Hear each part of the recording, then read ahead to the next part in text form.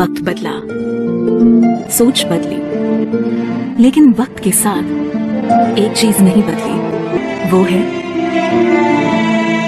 एक अटूट विश्वास खूबसूरती का, एक अनमोल रिश्ता खूबसूरती का। रतनलाल सी बाफना ज्वेलर्स, जहां विश्वास ही परंपरा है। जिल्हा परिषदेच्या माजी सदस्याचे अपहरण करून खंडणी मागितल्याप्रकरणी पोलीस अधीक्षक मनोज प्रभाकर लोहार व धीरज यशवंत येवले या दोघांना कोर्टाने बुधवारी दोषी ठरवले आहे।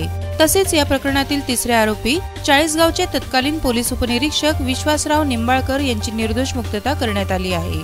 चाळीसगाव येथील रहिवासी व जिल्हा परिषदेचे माजी सदस्य डॉक्टर उत्तमराव धनाजी महाजन यांचे अपहरण करून त्यांच्याकडून 25 लाखांची खंडणी मागितल्याप्रकरणी पोलीस अधीक्षक मनोज लोहार यांच्या विरोधात गुन्हा दाखल करण्यात आला होता। मनोज लोहार यांनी डॉक्टर महाजन यांचे अपहरण करून वेगवेगळ्या 2 ठिकाणी डांबून ठेवले होते।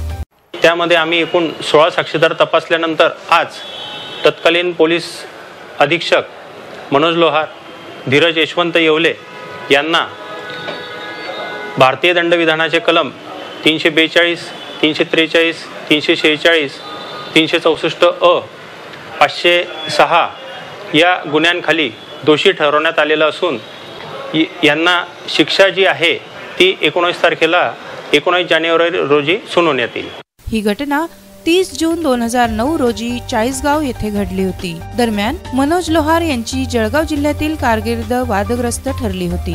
या प्रकरणी बुधवारी कोर्टाने निकाल दिला। त्यात तत्कालीन अप्पर पोलीस अधीक्षक आणि मुंबई होमगार्डचे पोलीस अधीक्षक मनोज लोहार व धीरज येवले या दोघांना कोर्टाने दोषी ठरवले आहे। येत्या 19 जानेवारीला दोन्ही दोषींना शिक्षा सुनावण्यात येणार आहे। जळगावहून धर्मेंद्र सोबत आनंद शर्माची रिपोर्ट, इंडिया अब तक न्यूज मराठी।